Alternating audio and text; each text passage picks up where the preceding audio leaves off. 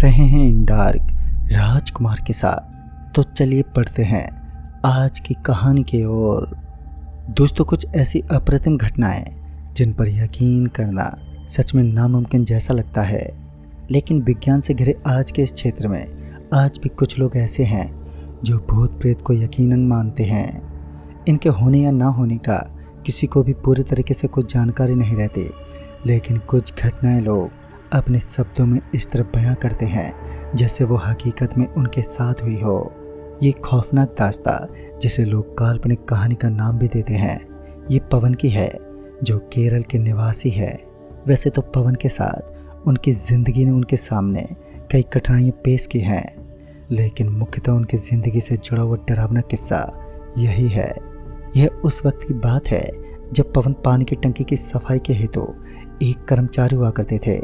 उस दौर में उनकी उम्र यही कोई 23 साल की थी। जिस उम्र में लोग शादीशुदा ज़िंदगी एंजॉय करते हैं, तो उस उम्र में पवन अपने घर वालों को हर सुख प्रदान करना चाहता था। उसका बचपन से एक ही सपना था कि वो एक दिन ऐसा व्यक्ति बन जाए जिसका मुकाबला उसका गांव का कोई भी आदमी ना कर सके। यूं ही सफाई करते वक्त ना जाने उसके मन में कितने ख्याल थे। इस समय वो उस पानी की टंकी के अंदर अकेला था और तभी उसकी नज़र सोने से चमकते हुए एक आभूषण पर पड़ी तो उसकी आंखें खुली की खुली रह गईं। उसे ज़रा भी विश्वास नहीं हुआ कि इस समय जो वो नज़ारा देख रहा है असलियत में वो एक रियलिटी है। उसने उस सोने के आभूषण को उठाया और उसे ठीक से देखने लगा। फिर कुछ देर के बाद उसे एहसास हुआ कि यह कोई नकली सोने का हार नहीं है, बल्कि एक हकीकत है। उसी वक्त उसने उस हार को अपनी जेब में डाल लिया और उसे छुपाने लगा। उस आभूषण की चमक इतनी ज़्यादा थी कि पवन का जेब जलने से लगी। उसे ऐसा लग रहा था कि उसके जेब में बहुत जोर की जलन हो रही है। उसे तत्काल से तत्काल इस आभूषण को बाहर निकालना था, लेकिन इस समय उसके सारे टीम मेंबर उसके अगल बगल में ही मौजूद थे। तो इसी वजह से वो काफ़ी देर हो जाने के बावजूद भी उस सोने के हार को अपनी जेब से बाहर नहीं निकाल पाया।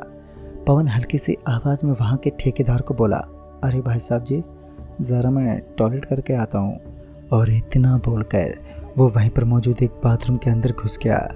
उस बाथरूम के अंदर एक छोटी सी पॉलीथीन नज़र आई। मौके की तलाश में उसने उस थैली के अंदर ही उस आभूषण को डाल लिया ताकि उसे और ज़्यादा गर्माहट महसूस ना हो, और फिर वो उसे लेकर वापस अपने काम में जुट गया। शाम होते होते आज उसके चेहरे पर एक बड़ी सी मुस्कुराहट थी। इस मुस्कुराहट का कारण कोई और नहीं बल्कि वही सोने का आभूषण था। पता नहीं क्यों, लेकिन साथ ही साथ आज उसे बड़ी नर्वस सी महसूस हो रही थी। शायद कुछ गलत भी हो सकता था, कुछ ऐसा जिसकी कल्पना करना भी अनुचित था।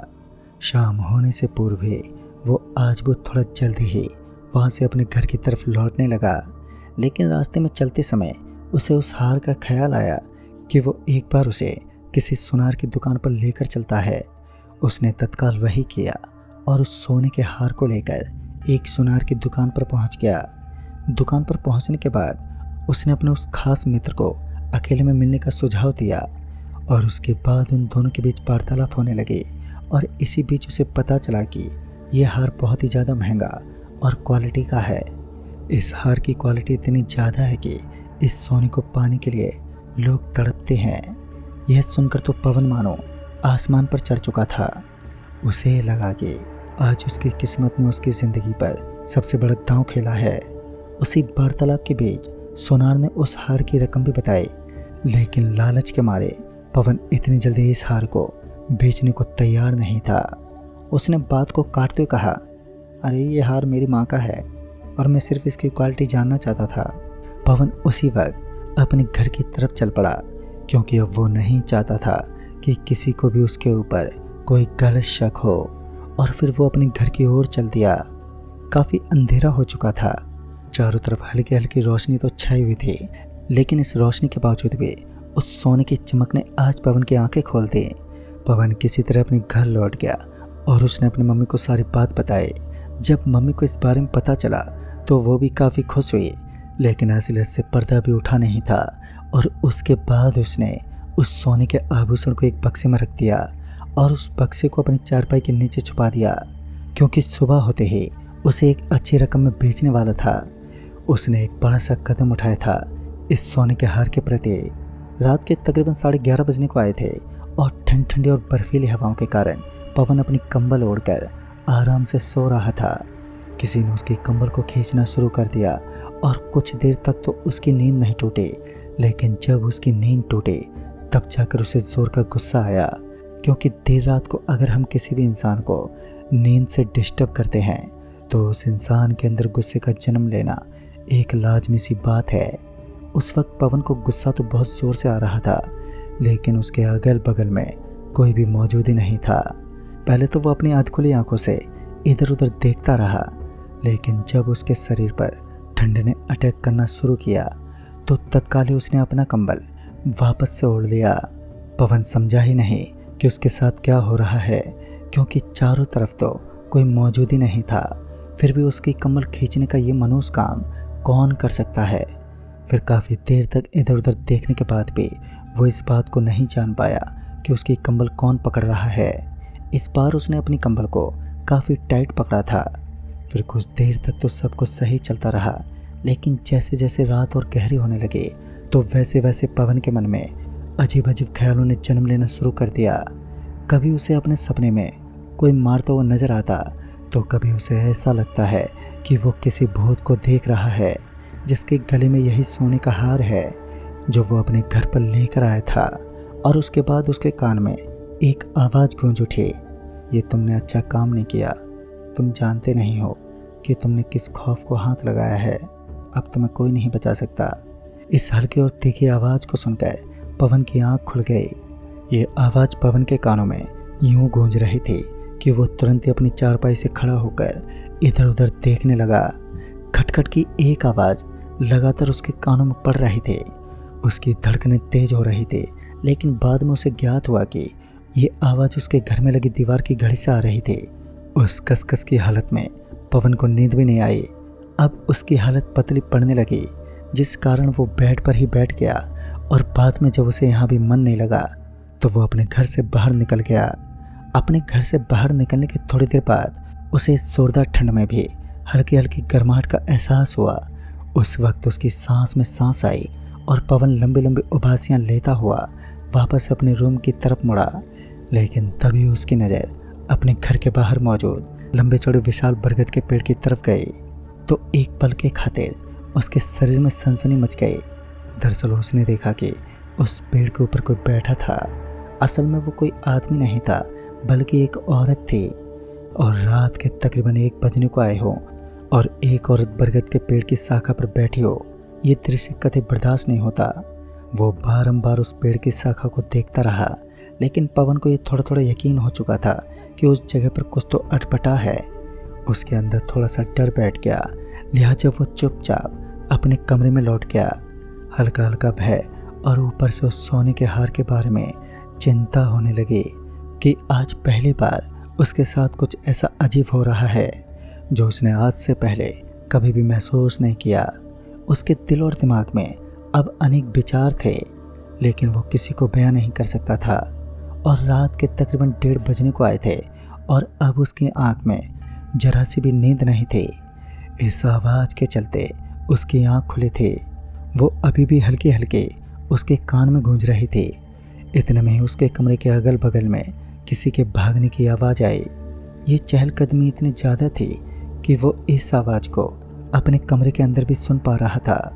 और उस दौरान वो तेज गति से भागते हुए अपने रूम से बाहर निकल गया।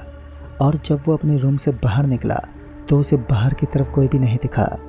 आज तो उसके साथ बड़ा ही अजीब हो रहा था और अब वो पूरी तरह इस बात से सहमत था कि आज उसने ज़रूर कोई गलत कदम उठाया है। किसी तरह क़यामत की वो आंधी खत्म हुई और सुबह का वक्त हुआ। सुबह का वक्त होने के बाद पवन की सांस में सांस आई। पवन ने जब अपने घर की हालत देखी तो उसने पाया कि उसके घर के अंदर का सारा सामान इधर से उधर बिखरा हुआ था और साथ ही सोने का वो हार भी बेड के नीचे से गायब था। पवन को एक चिंता सताने लगी कि कहीं रात में सुनाई देने वाली वो वॉइस कहीं चोरों के पाँव की तो नहीं थी जो उस हार को उठाकर घर से निकल गए हों। अब इस बात के अंदर कितनी सच्चाई थी और कितना झूठ, ये तो कुछ देर के बाद पता ही चलने वाला था। जब उसे अपने घर के अलमारी के ऊपर वो पुराना बक्सा नजर आया और उस बक्से को देखते ही पवन जल्दी से भागा और उस बक्से को उतारते हुए उसे चेक करने लगा। तो उसे पता चला कि इस बक्से के अंदर असल में वही सोने का हार है। लेकिन ताजुब तो इस बात की थी कि बेड के नीचे से ये बक्सा सीधा अलमारी के ऊपर कैसे पहुंच गया। इस बात के पीछे अवश्य को रहस्य था, क्योंकि पवन की मम्मी ने बताया था कि उन्होंने भी उस बक्से को हाथ नहीं लगाया। और उस दिन हो रहे अजीब अजीब हादसों से पवन को ये ज्ञात होने लगा कि अवश्य इस बक्से और साथ ही इस हार के अंदर कुछ तो ऐसा है जो उसे परेशान कर रहा है। सुबह सुबह पवन को एक बार फिर रसोई के अंदर कोई औरत नजर आई, जिसके शरीर से एक बहुत ही गंदी बदबू निकल रही थी। साथ ही वो दिखने में किसी डायन जैसी प्रतीत हो रही थी। ऐसा लग रहा था मानो असल में वो कोई भूतनी है। पवन बार बार इन बातों की टिप्पणी अपनी मम्मी के सामने करता रहा, लेकिन उसकी मम्मी को इन बातों पर विश्वास नहीं हुआ। पवन का समस्त शरीर किसी बर्फ की भांति अब जमने लगा था, क्योंकि कहीं ना कहीं उसे भी यही यकीन होने लगा था कि सब इस सोने के आभूषण की वजह से होने लगा है। सिर्फ एक दिन के अंदर ही उस आभूषण ने पवन को दहशत के समंदर में डाल दिया। पवन जितना जल्दी हो सके इस आभूषण को किसी सुनार के पास जाकर बेचना चाहता था। पवन की किस्मत अच्छी थी कि उनके घर पर एक साधु बाबा पधारे, और उन्होंने जब उनके घर की दशा देखी तो उन्हें पता चल गया कि इस घर में किसी आभूषण ने तबाही मचा रखी है। तभी वो साधु बाबा सीधे मुंह पवन से बोल पड़े कि जितना जल्दी हो सके उस आभूषण को उस स्थान पर वापस पहुंचा दो जहां से तुमने उठाया था, वरना तुम्हारा समस्त परिवार खत्म हो जाएगा। पहले बरगद के पेड़ पर बैठी वो औरत, बाद में रसोई घर के अंदर अपना हाथ दिखाकर पवन की तरफ इशारा करने वाली वो खौफनाक डायन, अवश्य इनके बीच कोई संबंध था। उस साधु बाबा ने बताया कि तुमने जिस आसानी से इस हार को उठाया था, अब उसे उस जगह पर वापस स्थापित करना उतना ही कठिन है। अब कई खतरों से खेलना पड़ेगा। पवन को जब अपने परिवार पर सवाल उठता दिखा तो वो हर खतरे को उठाने को तैयार था। साधु बाबा के कहे अनुसार उसने अपने शरीर पर कुछ मंत्रित धागे बांध लिए, और उन शुद्धित धागे की वजह से कोई भी काली शक्ति उसका कुछ अहित नहीं कर पाएगी। रात के लमसम 10:30 बजे उसने इस काम को संपूर्ण तरीके से अंजाम दिया, लेकिन उसी दौरान किसी ने उसका हाथ पकड़ लिया और उसे पीछे की तरफ खींचने लगा। उस समय पवन ने अपनी पूरी हिम्मत दिखाई और भगवान का नाम जपते हुए उस स्थान से वापस निकल गया। लौटते वक्त जब उसने एक बार के लिए पीछे मुड़कर देखा तो उसे उस पानी की टंकी के ऊपर एक औरत बैठी हुई दिखी, जिसका पूरा बदन आभूषण से भरा हुआ था। लेकिन उस औरत का क्या रहस्य था, और साथ ही उस औरत ने इस आभूषण के प्रति इतना डर क्यों जगाया, इस बात से सब लोग अनजान थे। लेकिन बाद में उसे पता चला कि सालों पहले उस गांव के अंदर एक औरत को सोने और चांदी के प्रति जलाकर राख कर दिया गया, और उसकी लाश को पानी की टंकी के अंदर ही डुबो दिया गया। और उस दिन के बाद उस गांव के अंदर उस औरत का साया मंडराने लगा।